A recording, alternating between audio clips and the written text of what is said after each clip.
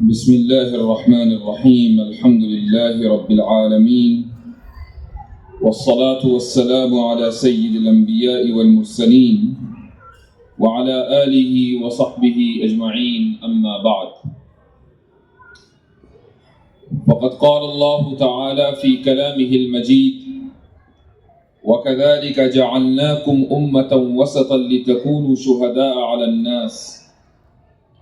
وقال تعالى: إنهم فتية آمنوا بربهم وزدناهم هدى. اسٹیج پر بیٹھے ہوئے معززین اور علماء کرام اور سامنے موجود حاضرین و حاضرات، میں آپ کے شہر میں دوسری مرتبہ آیا ہوں۔ اس سے پہلے 2017 میں آنا ہوا تھا، اور ہمیشہ کی طرح جیسا سنا اس شہر کے تعلق سے اور یہاں کے مسلمانوں کے تعلق سے، ویسا ہی پایا۔ علم دوست ہیں اور علم پرور ہیں، ماشاء اللہ۔ مجھے آج جو ٹاپک دیا گیا ہے وہ یہ ہے کہ نوجوان قیادت میں وہ کون سی خصوصیات ہیں جو ان میں ہونی چاہیے۔ سب سے پہلے تو بحیثیت امت مسلمہ ہمیں یہ سمجھ لینا چاہیے اور اس بات کا اعتقاد اپنے ذہن میں بٹھا لینا چاہیے کہ اس دنیا میں کسی بھی اقوام میں، جتنی بھی اقوام ہیں، اگر ان میں موازنہ کیا جائے تو قیادت کا حق اگر کسی کے پاس ہے تو وہ امت مسلمہ ہے۔ آپ قائد ہیں، آپ میں کا ہر فرد قائد ہے، قیادت کر رہا ہے، قیادت کرتا رہے گا اور قیادت کرتا ہوا مرے گا۔ سوال یہ نہیں ہے کہ ہم کس طرح قائد بنے، سوال یہ ہے کہ ہم کیسے، یعنی اچھے قائد بنے یا برے قائد بنے۔ مسئلہ وجود کا نہیں ہے، مسئلہ صفات کا ہے۔ اللہ سبحانہ و تعالی نے قرآن کریم میں امت کو خطاب کرتے ہوئے جو فرمایا ہے وہ یہ کہ ہم نے تمہیں امتاً وسطا بنایا۔ کیوں بنایا؟ لِتَكُونُوا شُهَدَاءَ عَلَى النَّاسِ، تاکہ تم لوگوں کے اوپر گواہ بن سکو۔ اب یہاں جو لفظ اللہ نے استعمال کیا ہے امتاً وسطا، وسطا کے دو معنی آتے ہیں۔ ایک معنی ہے بہترین، اعلیٰ درجہ۔ اس کا مطلب یہ ہوا کہ اللہ تعالیٰ یہ فرما رہا ہے کہ ہم نے تمہیں بہترین امت بنایا ہے، اور اس کی وجہ یہ ہے کہ تمہیں بہترین شریعت دی گئی ہے، ایسی شریعت کہ جس میں ہر چیز کی ہدایت موجود ہے، ہر میدان کی ہدایت موجود ہے۔ آپ مارکیٹ میں چلے جائیں تو کس طریقے سے لین دین ہوگا اس کی ہدایت موجود ہے۔ آپ بڑے بازاروں میں، شیئر مارکیٹ میں چلے جائیں تو وہاں کس طریقے سے لین دین کرنا ہے اس کی ہدایت موجود ہے۔ قاضی کے سامنے، جج کے سامنے کیا معاملات ہوں گے اس کی ہدایت موجود ہے۔ گھریلو زندگی، معاشرتی زندگی، تہذیبی زندگی، ہر سطح اور ہر معیار پر انسان جب اپنے آپ کو دیکھتا ہے اور یہ جاننے کی کوشش کرتا ہے کہ اللہ رب العزت نے میرے لیے اس میدان میں اور اس سطح کے اوپر کیا ہدایت رکھی ہے تو وہ ہدایت اس کو ملتی ہے، ہدایت موجود ہے۔ اتنا جامع اور اتنا مانع اور اتنا مکمل اور اتنا کامل نظام اللہ سبحانہ و تعالیٰ نے اس امت کو دیا ہے۔ تو جو قوم اور جو امت اس طرح کا نظام لے کر بیٹھی ہوئی ہو تو ظاہر ہے کہ اس امت کا یہ حق ہے کہ وہ بہترین امت ہو۔ اسی لیے اللہ فرماتا ہے کہ ہم نے تمہیں امتاً وسطا، یعنی بہترین امت بنایا ہے۔ یہ جو اللہ آگے فرماتا ہے لِتَكُونُوا شُهَدَاءَ عَلَى النَّاسِ، تاکہ تم لوگوں کے اوپر گواہ بن سکو۔ اس کے تعلق سے ایک مشہور حدیث ہے کہ رسول اکرم صلی اللہ علیہ وسلم فرماتے ہیں کہ قیامت کے دن حضرت نوح علیہ السلام کو بلایا جائے گا اور پوچھا جائے گا کہ کیا آپ نے اپنی قوم تک پیغام کو پہنچا دیا تھا؟ اور حضرت نوح فرمائیں گے کہ بلا میں نے آپ کا پیغام اپنی قوم تک پہنچا دیا تھا. قوم کو بلایا جائے گا کہ کیا حضرت نوح نے تم تک پیغام کو پہنچا دیا تھا؟ تو قوم کہے گی کہ ہمارے پاس تو کوئی ڈرانے والا نہیں آیا. آج کی صورتحال کو دیکھیں کہ دنیا میں کتنی اقوام بستی ہیں، کتنے لوگ ہیں، کہاں کہاں آباد ہیں، پہاڑوں میں ہیں، جنگلوں میں ہیں، بلکہ بہت سے شہروں میں ہیں کہ جو مسلمانوں کے بارے میں نہیں جانتے، جو اسلام کے بارے میں نہیں جانتے.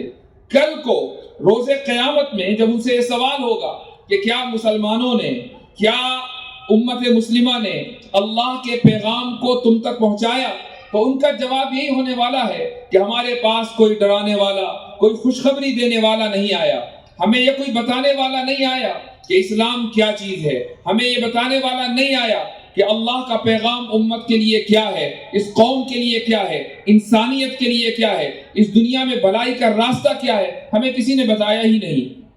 ہم تو خود ہی طے کیے بیٹھے تھے کہ کیسے ہم اپنی زندگی کو بھلائی کے راستے پر لگائیں. ہم تو خود ہی یہ طے کیے بیٹھے تھے کہ اچھائی کیا ہے اور برائی کیا ہے.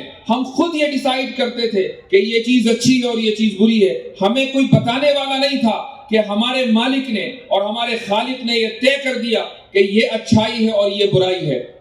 یاد کریں وہ موقع کہ جب ایک شخص نے حضرت سلمان فارسی رضی اللہ عنہ کا مذاق اڑایا اور کہا کہ تمہارے نبی نے تو اس چیز کی تعلیم دی ہے کہ باتھ روم کیسے استعمال کیا جائے.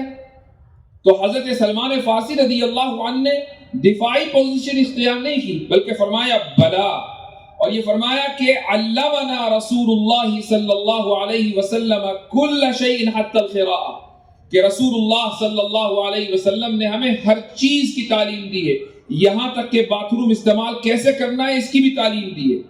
تو ایک آدمی اگر اس سطح کے اوپر کہ جہاں اس کے علاوہ کوئی دوسرا نہیں ہے، وہ بالکل ایک دم پرائیویسی میں ہے، وہاں پر بھی اگر اسلام کی تعلیم موجود ہے تو آپ اندازہ لگائیں کہ ایک انسان جس سطح پر بھی جائے گا، پرائیویٹ لائف سے لے کر پبلک لائف تک، اسلام کی رہنمائی اس کے لیے میسر ہے اور اس کے لیے موجود ہے. اسی لیے اللہ فرماتا ہے کہ وَكَذَلِكَ جَعَلْنَاكُمْ أُمَّةً وَسَطًا. جب آپ بہترین امت ہیں تو پھر قیادت آپ کے پاس ہے، لیکن سوال یہ ہے کہ قیادت کا مطلب کیا ہے؟ قیادت کہتے کسے ہیں؟ کیا قیادت کا مطلب یہ ہے کہ آپ فوری طور پر دوسرے لوگوں کو ہانکنے لگے؟ کیا قیادت کا مطلب آمریت ہے؟ کیا قیادت کا مطلب ون مین شو ہے؟ کیا قیادت کا مطلب یہ ہے کہ آپ جو کہیں دن ہے تو دن ہو اور رات کہیں تو رات ہو؟ قیادت کا مطلب ہرگز یہ نہیں ہے. قیادت کا صرف اتنا مطلب ہے کہ آپ کو جو ذمہ داریاں تفویض کی گئی ہیں، چاہے وہ ذمہ داریاں اللہ کی طرف سے آپ کو تفویض کی گئی ہوں، اور چاہے وہ ذمہ داریاں معاشرے کی طرف سے آپ کو دی گئی ہوں، اور چاہے وہ ذمہ داریاں آپ کے خاندان کی طرف سے اور آپ کے بڑوں کی طرف سے آپ کو دی گئی ہوں، اور چاہے وہ ذمہ داریاں خود آپ نے اپنے لیے منتخب کی ہوں، ان ذمہ داریوں کو اپنی صلاحیت کے مطابق پورا کرنا اور بروئے کار لانا، یہی قیادت ہے. قیادت کا مطلب ہرگز حکومت کرنا نہیں ہے. قیادت کا مطلب یہ نہیں ہے کہ آپ کل سے ہی الیکشن میں کھڑے ہو جائیں اور خواب دیکھنے لگے کہ آپ کسی ملک کی قیادت کریں گے. قیادت کا مطلب یہ ہے کہ جو صلاحیتیں آپ کے حصے میں آئی ہیں، ان صلاحیتوں کو اچھے انداز سے پورا کرنا، ان صلاحیتوں اور ذمہ داریوں کو پورا کرنا، یہ قیادت ہے. اسی وجہ سے رسول اکرم صلی اللہ علیہ وسلم نے فرمایا تھا کہ کلکم راع وکلکم مسئول عن رعیتہ، کہ تم میں سے ہر شخص راعی ہے. راعی کا مطلب کیا ہے؟ راعی کا مطلب چرواہا. راعی کا مطلب حاکم نہیں ہے. راعی کا مطلب پریزیڈنٹ نہیں ہے، پرائم منسٹر نہیں ہے، چیف منسٹر نہیں ہے، ایم ایل اے یا ایم پی نہیں ہے. راعی کا مطلب ہے چرواہا. آپ صلی اللہ علیہ وسلم نے جس لفظ کا انتخاب فرمایا، وہ ایک ایسا کام ہے کہ جس کے لیے کوئی بہت زیادہ سکلز کی ضرورت نہیں ہے. آپ کو کوئی بی اے، ایم اے اور بی ایڈ اور کوئی پی ایچ ڈی کرنے کی ضرورت نہیں پڑتی ہے کہ ہم بکریوں کو کس طریقے سے ہکائیں. ہر ایک آدمی یہ کام کر سکتا ہے. لیکن اگر چند بکریاں آپ کی ذمہ داری میں دی گئی ہیں اور آپ اپنی ذمہ داری کو صحیح طریقے سے ادا کر رہے ہیں تو پھر آپ قائد ہیں. اور اگر آپ چند بکریوں کی بھی ذمہ داری نہیں لے سکتے تو آپ قائد نہیں ہیں. کلکم راع وکلکم مسئول عن رعیتہ، ہر ایک سے اس کی رعیت کے بارے میں سوال کیا جائے گا۔ ایک باپ سے سوال ہوگا کہ اس نے اپنے بچوں کی تربیت کیسے کی، ایک ماں سے سوال ہوگا کہ اس نے اپنی ممتا میں اپنے بچوں کو بگاڑا تو نہیں، ایک دوست سے سوال ہوگا کہ اس نے اپنے دوستوں کو غلط راہ پہ لگایا تو نہیں، ایک استاد سے سوال ہوگا کہ اس نے کلاس روم میں اپنے بچوں کو تعلیم کس طریقے سے دی، ایک سیاستدان سے سوال ہوگا کہ اس نے اپنی سیاسی صلاحیتوں کو امت اور قوم کے لیے استعمال کیا یا نہیں۔ ہر طبقے سے اور ہر شخص سے سوال ہونا ہے روز قیامت میں۔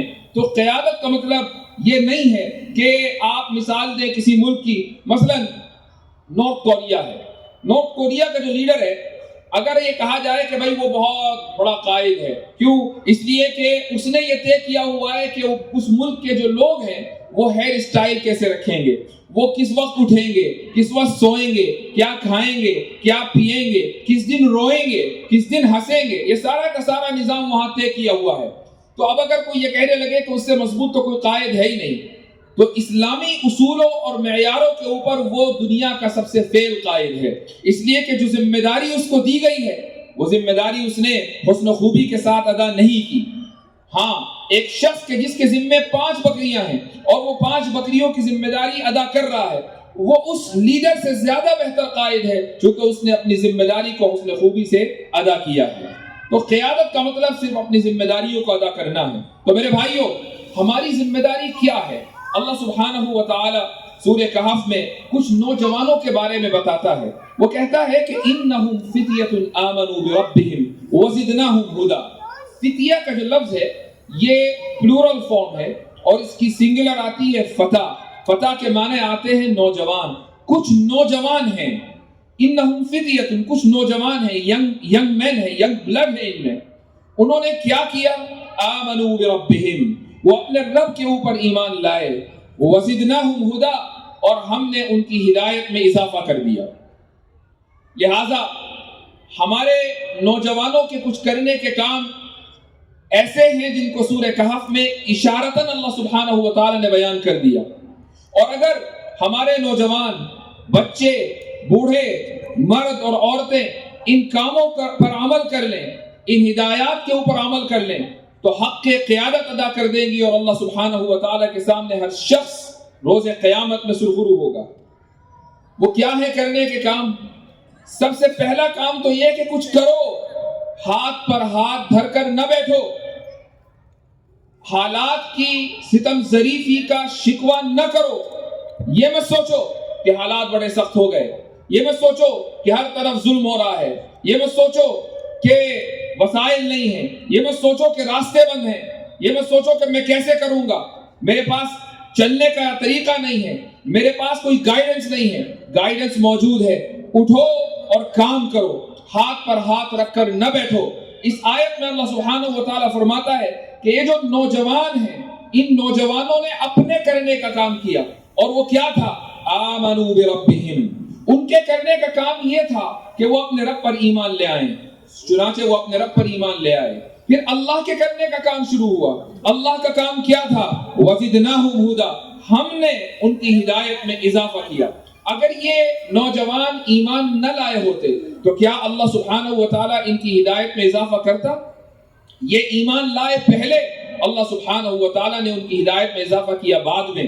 اسی طریقے سے ایک موقع پر اللہ عز و جل فرماتا ہے کہ ان تنصروا اللہ ینصرکم، کہ اگر تم اللہ کی مدد کرو گے تو وہ تمہاری مدد کرے گا، لیکن پہلے تم اللہ اور اللہ کے دین کی مدد کرو، تب اللہ کی مدد تمہارے لیے آئے گی۔ اگر تم ہاتھ پر ہاتھ دھرے بیٹھے رہو گے اور یہ سوچتے رہو گے کہ اللہ کی مدد کب آئے گی، متى نصر اللہ، مدد تو آ نہیں رہی ہے، میں اپنے کمرے سے نہیں نکل رہا ہوں، میں اپنے حجرے سے نہیں نکل رہا ہوں، میں اپنے گھر سے نہیں نکل رہا ہوں، میں سڑک پر نہیں جا رہا ہوں، اور میں گھر میں بیٹھا یہ سوچ رہا ہوں، پلاننگ کر رہا ہوں کہ جب اللہ کی مدد آئے گی تو میں فلاں کام کروں گا، فلاں کام کروں گا، تو صبح قیامت تک آپ کوئی کام نہیں کر پائیں گے۔ تو ہر نوجوان کے لیے، بلکہ ہر شخص کے لیے، اگر وہ صحیح قائد بننا چاہتا ہے، قیادت کے منصب پر تو اللہ نے اس کو فائز کر ہی دیا ہے بحیثیت امت مسلمہ کے فرد ہونے کے، لیکن اگر وہ صحیح طریقے سے قیادت کا حق ادا کرنا چاہتا ہے تو اس کو کچھ نہ کچھ اپنی زندگی میں حرکت کرتے رہنا ہوگی۔ اس کے لیے ضروری ہوگا کہ وہ ہاتھ پر ہاتھ دھر کر نہ بیٹھے، اور جب وہ ایسا کرے گا تو پھر اللہ سبحانہ و تعالیٰ کی مدد آئے گی، دروازے کھلیں گے، اگر ایک بند ہوگا تو دوسرا کھلے گا، راستے کھلیں گے، اگر ایک بند ہوگا تو دوسرا کھلے گا، رہنمائی ملے گی، گائیڈنس ملے گی، یہ ساری کی ساری چیزیں ہوں گی، لیکن کچھ کرنا پڑے گا اس کے لیے۔ تو پہلی جو رہنمائی ہے وہ یہ ہے کہ کچھ کرو، لیکن کیسے کریں؟ اس کو بھی اللہ سبحانہ و تعالیٰ نے اسی آیت میں بیان کیا ہے۔ اللہ تعالیٰ فرماتا ہے کہ وَرَبَطْنَا عَلَىٰ قُلُوبِهِمْ، ہم نے ان کے دلوں کو باندھ دیا۔ دلوں کو باندھنے کا کیا مطلب ہے؟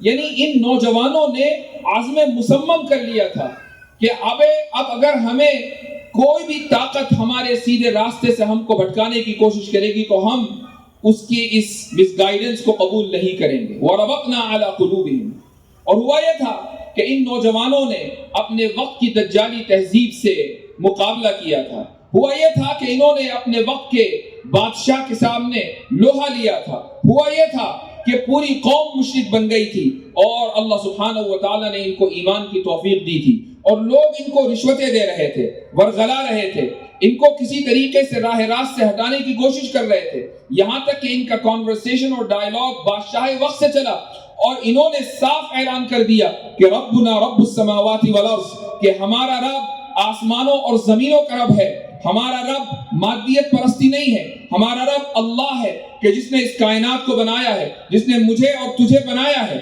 کہ جب ان کے دلوں کے اندر یہ عزم مصمم پیدا ہو گیا تو قیادت کی صلاحیت مکمل طریقے سے ان میں پیدا ہو گئی۔ قیادت صحیح تبھی ہوگی جب عزم مصمم ہوگا۔ اگر ایک انسان لا الہ الا ولا الہ الا، یعنی کبھی ادھر کبھی ادھر، یہ سوچے کہ مجھے کرنا چاہیے یا یہ کام نہیں کرنا چاہیے، تو وہ کبھی بھی اپنی زندگی کے اندر کامیاب نہیں ہو سکتا۔ کامیابی کے لیے ضروری یہ ہے کہ وہ عزم مصمم کرے۔ ربطنا علی قلوبہم، ہم نے ان کے دلوں کو باندھ دیا۔ جو چیز بندھی ہوئی نہیں ہوتی، ہوا کے جھونکوں سے اڑ جاتی ہے، لیکن جب آپ اس کو کسی چیز سے باندھ دیتے ہیں تو چاہے کتنے ہی طوفان کیوں نہ آئیں، وہ چیز بندھی رہتی ہے اور اڑتی نہیں ہے۔ لیکن میرے بھائیو، یہ بھی یاد رکھیں کہ جب آپ قیادت کرنے کے لیے کھڑے ہوں گے اور دوسروں کی رہنمائی کریں گے، آپ راستے کو لیڈ کریں گے، تو پھر پریشانیوں کے لیے، مصائب کے لیے، مشکلات کے لیے تیار ہو جائیے۔ امام احمد بن حنبل رحمہ اللہ محض ایک اسکول آف تھاٹ کے امام نہیں تھے، بلکہ وہ امت مسلمہ کے بہت سے قائدین میں ایک نمایاں نام ہے۔ امام احمد بن حنبل رحمہ اللہ کا جو کارنامہ ہے، جہاں ان کے بہت سے کارنامے ہیں، ایک کارنامہ ان کا حکومت وقت سے معتزلہ کے تعلق سے ٹکر لینا ہے۔ ان کے اوپر دو حالات آئے۔ پہلا موقع اس وقت آیا جب معتصم نے امام احمد بن حنبل کو بلایا اور کہا کہ آپ اپنے موقف کے اندر تبدیلی لے آئیں، آپ معتزلہ کے تعلق سے نرم رخ اختیار کریں، آپ قرآن کو کلام قدیم کہنا چھوڑ دیں، آپ بالکل وہی طریقہ اختیار کریں یا کم سے کم خاموش ہو جائیں۔ اگر آپ اپنے موقف میں تبدیلی لے آئیں گے تو آپ کی حیثیت میرے دربار میں وہی ہوگی جو ولی عہد کی ہے۔ امام احمد بن حنبل رحمہ اللہ نے اس پیشکش کو ٹھکرا دیا، اور اس کے بعد شروع ہوا تعذیب کا وہ دور کہ ایک ایک کوڑا اس طریقے سے لگتا تھا کہ خود جلاد یہ کہتا ہے کہ اگر وہ کوڑا ہاتھی پر مارا جاتا تو ہاتھی بھاگ جاتا۔ اس طریقے سے امام احمد بن حنبل رحمہ اللہ کے اوپر حالات آئے۔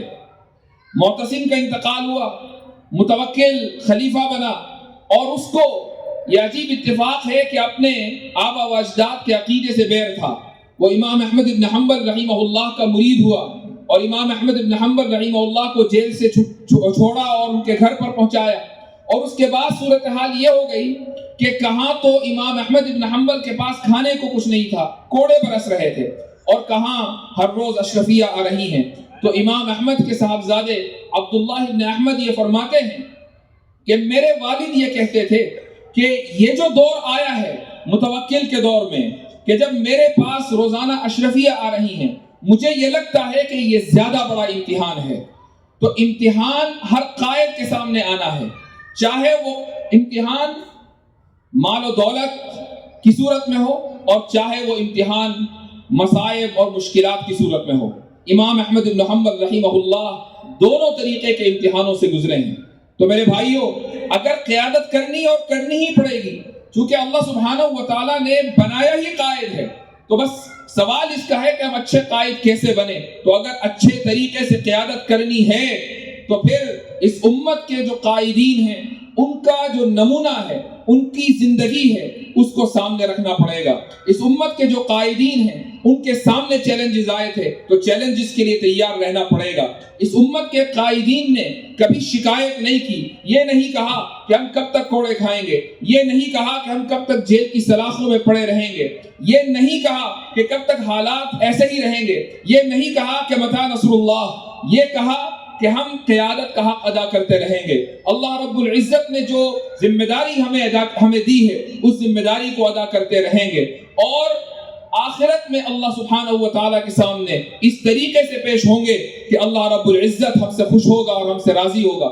جب ذہن میں ہر نوجوان کے یہ ہو کہ مجھے عزم مصمم کر لینا ہے، خواہ میرے راستے میں کتنے ہی روڑے کیوں نہ آئے، مجھے عزم مصمم کر لینا ہے چاہے دروازے کتنے ہی بند کیوں نہ ہو، مجھے عزم مصمم کر لینا ہے چاہے مجھے راستہ نہ نظر آ رہا ہو اور ہر طرف گھٹا ٹوپ اندھیر ہو، اس کے باوجود میں عزم مصمم کرتا ہوں، تو یہ دعویٰ ہے، یہ یقین ہے کہ کچھ دنوں کے بعد راستے کھلیں گے، رہنمائی ملے گی، منزل نظر آئے گی، لیکن یہ ضروری ہے کہ وہ عزم مصمم کرے۔ اسی کو اللہ سبحانہ و تعالیٰ فرماتا ہے کہ وَرَبَطْنَا عَلَى قُلُوبِهِمْ۔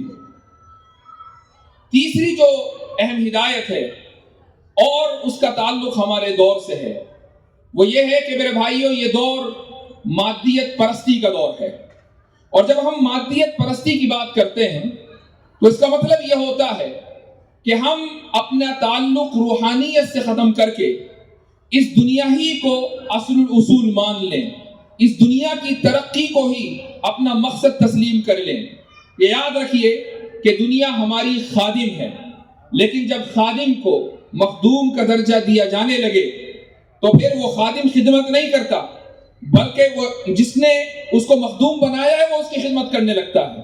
دنیا کو حاصل کرنا برا نہیں ہے، دنیا سے خدمت لینا برا نہیں ہے، لیکن خادم کو خادم رکھتے ہوئے اس سے خدمت لینا یہ ضروری ہے۔ امام غزالی رحمہ اللہ نے ایک بہت خوبصورت مثال ذکر کی ہے۔ وہ یہ فرماتے ہیں کہ ایک آدمی اگر کشتی سے ایک ندی پار کرتا ہے، ایک کنارے سے دوسرے کنارے جاتا ہے، تو اس کی یہ کوشش رہے گی کشتی والے کی کہ پانی کشتی میں نہ آئے، کیونکہ اگر پانی کشتی میں آ گیا تو کشتی ڈوب جائے گی۔ اسی طریقے سے دنیا ایسا ہے جیسا کہ پانی، اور کشتی کی مثال ہے دل۔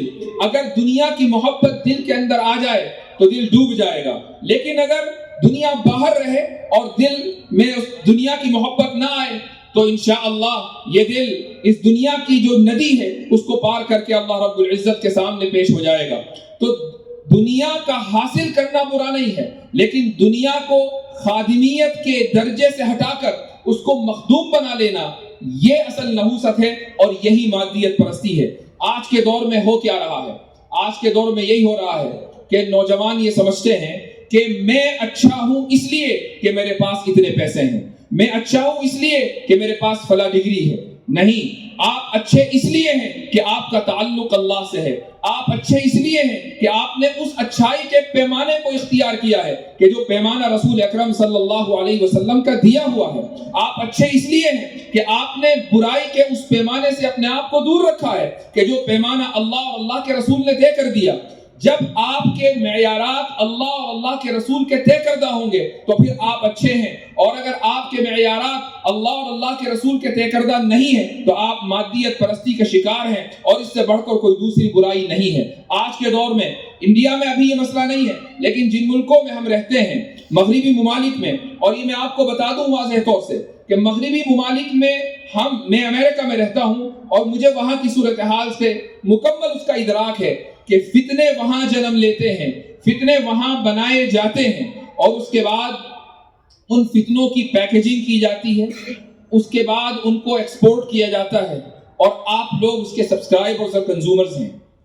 فتنے بنانے والے وہ لوگ ہیں، اور ان کا پروڈکشن وہاں ہو رہا ہے، اور اس کے بعد کنزمپشن یہاں پر ہوتا ہے۔ اور ان فتنوں کا تعلق صرف دنیاوی فتنوں سے نہیں ہے، بلکہ دینی فتنوں سے بھی ہے. ایسے لوگ کہ جو آپ کو بظاہر ایسا محسوس ہوگا کہ بھئی بڑے زبردست مفسر ہیں، بڑے زبردست محدث ہیں، بڑے زبردست یہ لیکچرر ہیں وغیرہ وغیرہ، لیکن ان کے پیچھے چھپے ہوئے جو مذموم مقاصد ہیں وہ کچھ اور ہیں. یہ سارے وہ لوگ ہیں جو مغربی ممالک میں بیٹھے ہوئے ہیں اور یہ دین کو بدل کر دین کے اندر تحریف کر کے وہاں سے دین کو ایکسپورٹ کرتے ہیں اور آپ اس محرف دین کو سبسکرائب کرتے ہیں، کنزیومر بنتے ہیں. تو میرے بھائیوں، یہ ضروری ہے کہ آپ اس مادیت پرستی کے جال سے نکلیں اور روحانیت سے اپنا رشتہ جوڑیں. روحانیت ایک ایسی چیز ہے کہ جس کو شاید ہماری قوم نے بھلا دیا ہے. روحانیت کا مطلب یہ نہیں ہے کہ آپ روزانہ ریاضتیں و مجاہدے کرتے پھریں. روحانیت کا ہرگز مطلب یہ نہیں ہے کہ آپ روزانہ ضربے لگائیں. روحانیت کا مطلب صرف اتنا ہے کہ آپ اپنا اور اپنی زندگی کا تعلق اللہ رب العزت سے جوڑیں. آپ کے سامنے صرف اور صرف ایک مقصد ہو اور وہ ہو رضائے الہی. مادیت پرستی کا مطلب یہ ہے کہ آپ مادے کو، اپنے نفس کو اور اپنے جیسے انسانوں کو خوش کرنا چاہتے ہیں، لیکن روحانیت کا مطلب یہ ہے کہ آپ اللہ کو، اپنے نفس کے بنانے والے کو، اس مادے کے خالق کو خوش کرنا چاہتے ہیں. تو مادیت پرستی سے رشتہ توڑ کر روحانیت سے رشتہ جوڑنا، اگر ایسا ہے تو آپ ایک کامیاب قائد ہیں، ورنہ آپ سے زیادہ فیلئر کسی دوسرے کی زندگی میں نہیں ہے. میرے بھائیوں، آج دنیا میں معیارات اچھائی اور برائی کے جو پیمانے ہیں وہ بدل گئے ہیں. مثلا اگر آپ مغربی ممالک میں ہیں، بلکہ اب تو یہاں بھی یہ فتنہ آ گیا کہ بھائی کچھ لوگ ایسے ہیں کہ ان کا سیکشول اورینٹیشن کچھ اور ہے اور لوگ یہ سمجھتے ہیں کہ یہ بالکل نارمل ہے. آج سے 10 سال پہلے، 20 سال پہلے جب کسی کے سیکشول اورینٹیشن کے بارے میں بات کی جاتی تھی تو لوگ اپنے کانوں میں انگلیاں رکھ لیتے تھے. لیکن آج اس چیز کو دھڑلے سے بیان کیا جاتا ہے کہ فلاں صاحب کا یا فلاں خاتون کا سیکشول اورینٹیشن کچھ اور ہے، بلکہ وہ خود ہی آ کر یہ کہتی ہے کہ I identify myself as so and so. یہ کیا ہے؟ اچھائی اور برائی کے پیمانے بدل گئے ہیں، اس کے معیارات بدل گئے ہیں. آج کے دور میں اچھا وہ شخص ہے کہ جس نے بہت عالی شان بلڈنگیں بنا لی ہیں. اس دور میں اچھا وہ شخص ہے کہ جس نے اللہ سبحانہ و تعالیٰ کے یہاں اپنا بیلنس بڑھا لیا ہے. کیا ہمارے نوجوانوں کے جو رول ماڈلز ہیں وہ ہالی ووڈ اور بالی ووڈ کے ستارے نہیں ہیں؟ مصعب ابن عمیر رضی اللہ عنہ کا نام کتنے لوگوں کو پتا ہے؟ مصعب ابن عمیر رضی اللہ عنہ کے بارے میں کتنے نوجوان جانتے ہیں؟ کیا ان کی قربانیاں ہیں اس دین کے لیے؟ مصعب ابن عمیر رضی اللہ عنہ وہ نوجوان صحابی ہیں کہ اسلام لانے سے پہلے ان کے بارے میں روایتوں میں آتا ہے کہ صبح میں ایک جوڑا اور شام میں ایک جوڑا، اور کھانا اس طریقے سے آتا تھا کہ ایک تھالی آتی تھی تو دوسری جاتی تھی. یعنی کھانے اور پینے کی فراوانی اس طریقے سے ناز و نعمت کے اندر مصعب ابن عمیر رضی اللہ عنہ پلے بڑھے.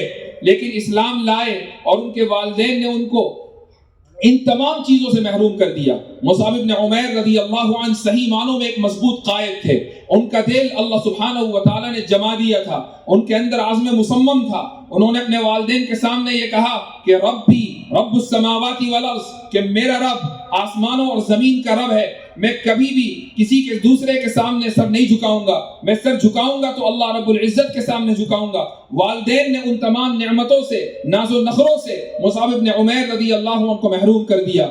غزوہ احد میں شہید ہوتے ہیں تو اس انداز سے شہید ہوتے ہیں کہ کفن بھی پورا نہیں ملتا. رسول اکرم صلی اللہ علیہ وسلم جب مصعب ابن عمیر رضی اللہ عنہ کے تعلق سے بات فرماتے تھے تو آنکھوں سے آنسو جاری ہو جاتے تھے. یہ وہ نوجوان ہے کہ جس نے اس امت کے سامنے صحیح قیادت کیا ہے اس کا نمونہ پیش کیا ہے. یہ ہمارے رول ماڈل ہیں. ہمارے نوجوانوں کے رول ماڈل ہالی ووڈ اور بالی ووڈ کے گانوں کے اوپر تھرتھرانے والے نہیں ہیں. ہمارے نوجوانوں کے رول ماڈل وہ نہیں ہے کہ جو صرف اس لیے ہنستے اور روتے ہیں کہ ان کو چند پیسے مل جائیں اور وہ آپ کے سامنے انٹرٹینمنٹ انڈسٹری کو اس عروج کے اوپر لے کر چلے جائیں. آپ ان کے بریڈ اینڈ بٹر کے ذمہ دار ہوں اور ان کی زندگی مکمل بالکل فیک. لیکن حیرت کی بات یہ ہے کہ وہ فلمی ستارے، وہ ہالی ووڈ کے ستارے ہمارے نوجوانوں کے رول ماڈل، ان جیسے بال رکھے جائیں گے، ان جیسا لباس پہنا جائے گا، ان جیسے انداز اختیار کیے جائیں گے، ان کے اسٹیٹس کو اڈاپٹ کیا جائے گا، ان کو فالو کیا جائے گا. مجھے یہ بتائیے کہ اگر ہمارے پاس مکمل نظام حیات ہے، اگر ہمارے پاس صحابہ کرام رضی اللہ عنہم جنہوں نے قیادت کا حق ادا کر دیا، ان کی زندگیاں ہمارے سامنے ہیں، رسول اکرم صلی اللہ علیہ وسلم کی مکمل سیرت ہمارے سامنے ہے، تو کیا آپ علیہ الصلوۃ والسلام کی امتی ہونے کی بنا پر یہ ہمارے لیے روا ہے کہ ہم ایسے لوگوں کو رول ماڈل بنائیں کہ جن کی زندگی مکمل شروع سے لے کر آخر تک فیک ہے؟ میرے بھائیوں، مادیت پرستی سے نکلیے اور روحانیت اختیار کیجئے۔ اگر اس امت کی بلکہ اس قوم کی اور اس پوری دنیا کی قیادت کے فریضے کو انجام دینا ہے۔ اور تیسری بات وہ یہ کہ اگر آپ لوگوں کے لیے نافع نہیں ہیں تو آپ بیکار ہیں۔ قرآن کریم میں اللہ سبحانہ و تعالی فرماتا ہے فَأَمَّا الزَّبَدُ فَيَذْهَبُ جُفَاءً وَأَمَّا مَا يَنْفَعُ النَّاسَ فَيَمْكُثُ فِي الْأَرْضِ، کہ جو جھاگ ہے وہ تو ویسے ہی رہ جاتا ہے، لیکن جو چیز نفع دیتی ہے وہ زمین میں باقی رہتی ہے۔ اگر آپ زمین میں باقی رہنا چاہتے ہیں تو آپ کو نافع بننا پڑے گا۔ ایک انسان کے دو ہی سٹیٹس ہیں، یا تو یہ کہ وہ نافع ہے یا پھر یہ کہ وہ ضار ہے۔ اگر وہ نافع ہے، نفع پہنچا رہا ہے، تو اس کا مطلب یہ ہے کہ وہ نقصان دہ نہیں ہے، وہ ضار نہیں ہے۔ اور اگر وہ نفع نہیں پہنچا رہا ہے، وہ نیوٹرل بھی ہے، تو بھی وہ ضار ہے، تو بھی وہ نقصان پہنچانے والا ہے۔ اللہ سبحانہ و تعالیٰ فرماتا ہے کہ وَأَمَّا مَا يَنْفَعُ النَّاسِ، کہ لوگوں کو جو چیز نفع دے گی۔ یہ نہیں کہا کہ وَأَمَّا مَا يَنْفَعُ الْمُؤْمِنِينَ، یہ نہیں کہا کہ وَأَمَّا مَا يَنْفَعُ الْمُسْلِمِينَ، یہ نہیں کہا کہ وَأَمَّا مَا يَنْفَعُ أُمَّةَ محمد صلی اللہ علیہ وسلم، وَأَمَّا مَا يَنْفَعُ النَّاسِ، کہ جو چیز لوگوں کو نفع دے گی وہ زمین میں باقی رہے گی، اور اس کے علاوہ جو چیز نفع نہیں دے گی وہ جھاگ کی طرح اڑ جائے گی۔ رسول اکرم صلی اللہ علیہ وسلم کا ارشاد ہے کہ خیر الناس انفعهم، کہ سب سے بہتر شخص وہ ہے کہ جو لوگوں کو نفع دے۔ ایک حدیث میں آپ علیہ الصلوۃ والسلام فرماتے ہیں کہ المؤمن من یألف ویؤلف ولا خیر فی من لا یألف ولا یؤلف، مومن وہ ہے کہ جس سے انسیت اختیار کی جائے، جو دوسروں سے انسیت اختیار کرے۔ وہ نہیں ہے، اس شخص میں کوئی خیر نہیں ہے کہ جو اس طریقے سے زندگی گزارے کہ نہ دوسروں سے انسیت رکھتا ہو نہ دوسرے اس سے انسیت رکھتے ہوں۔ تو اگر آپ زمین میں باقی رہنا چاہتے ہیں، اس دنیا میں اپنا لوہا منوانا چاہتے ہیں، آپ کرسی قیادت کے اوپر فائز تو ہیں من جانب اللہ، لیکن اگر آپ دنیا کو یہ بتانا چاہتے ہیں کہ یہ حق دراصل امت مسلمہ کا ہے، آپ اگر یہ بتانا چاہتے ہیں کہ قیادت کا جو حق خالق نے امت مسلمہ کو دیا ہے، یہ امت مسلمہ اس حق کو بحسن خوبی ادا کر رہی ہے، تو یہ ضروری ہے کہ آپ لوگوں کے لیے نافع بنیں۔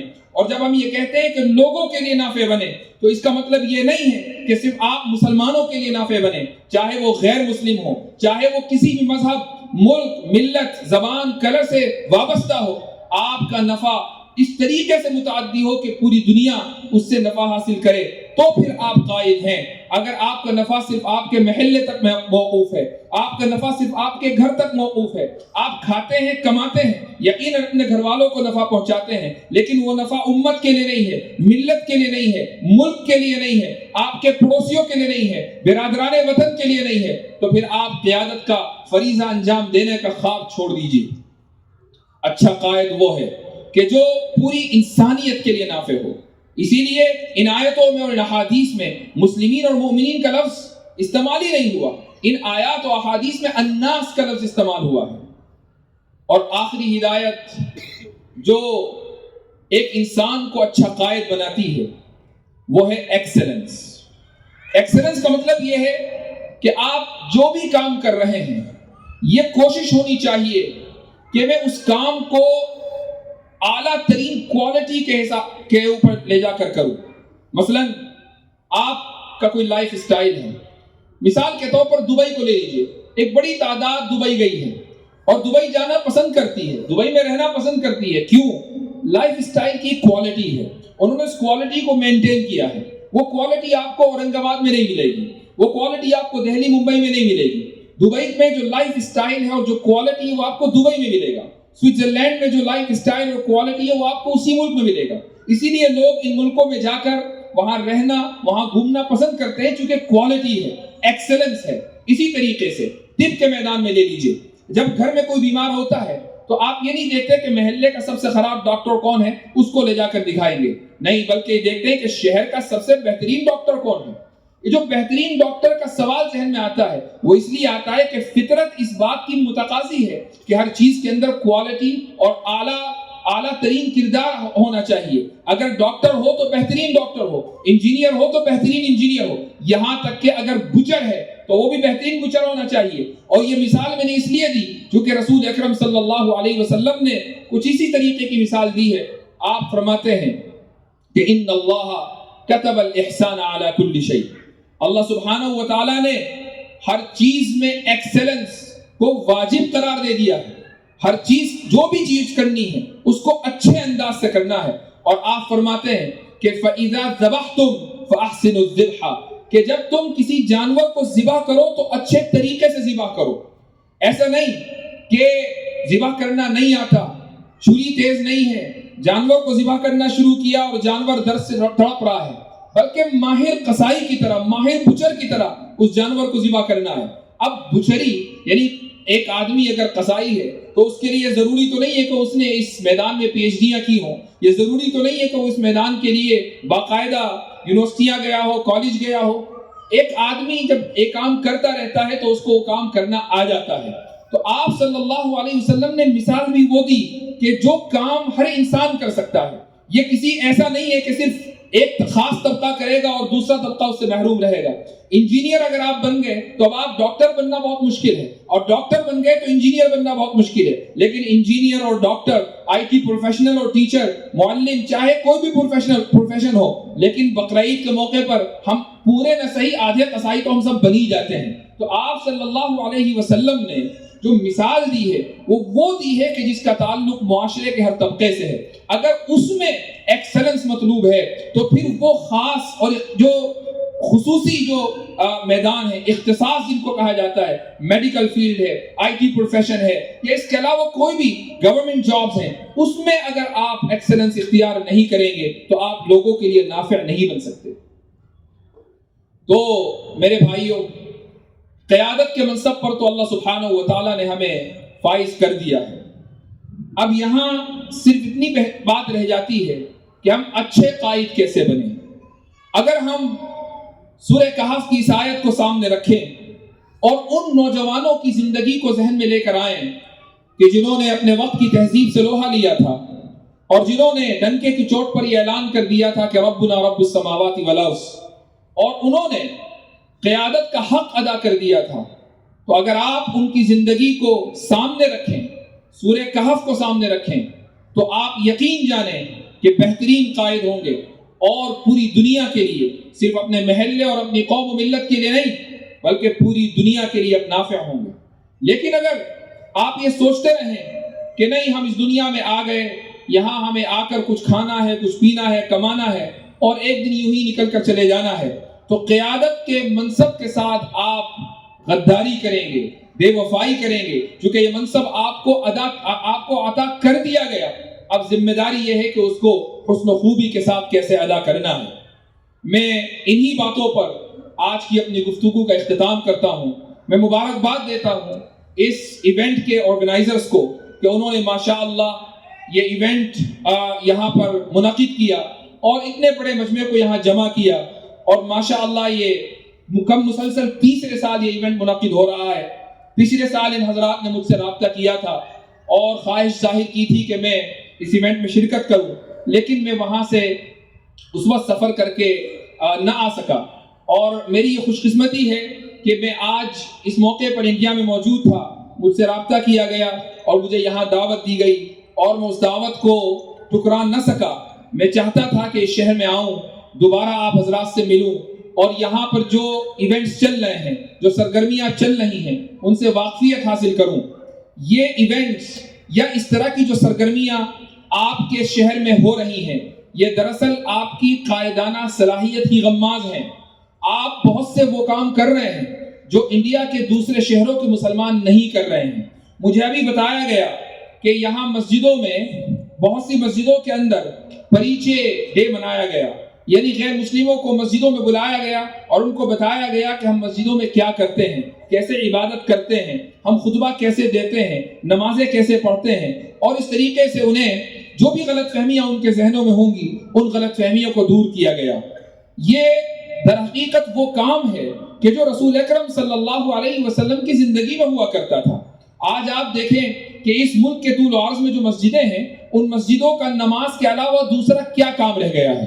اگر اس مسجد میں خوش قسمتی سے کوئی مدرسہ چل رہا ہے تو اب نماز کے ساتھ تعلیم و تربیت کا بھی نظم ہے، لیکن اگر مسجد چھوٹی ہے تو وہاں نہ تعلیم نہ تربیت ہے، صرف اور صرف نماز ہے۔ یقیناً مسجد کا جو بنیادی مقصد ہے وہ نماز ہے، لیکن کیا رسول اکرم صلی اللہ علیہ وسلم غیر مسلموں کے وفود کو اپنی مسجد میں آنے نہیں دیا کرتے تھے؟ کیا آپ علیہ الصلوۃ والسلام غیر مسلموں کا استقبال اپنی مسجد میں نہیں کیا کرتے تھے؟ تو آپ صلی اللہ علیہ وسلم کا اگر یہ کردار ہے تو پھر اس امت مسلمہ کا وہ کردار کیوں نہیں ہے؟ ہم نے اپنی مسجدوں کو بند کیوں کیا ہوا ہے؟ ہم ایسا کیا کر رہے ہیں ان مسجدوں میں سوائے نماز پڑھنے کے؟ اگر ہم نماز ہی پڑھ رہے ہیں تو پھر مسجدوں کے دروازے کھولیے، غیر مسلموں کو آنے دیجئے، ان کو دیکھنے دیجئے کہ آپ نماز کیسے پڑھتے ہیں، آپ اللہ وحدہ لا شریک لہ کے سامنے سجدہ کیسے کرتے ہیں۔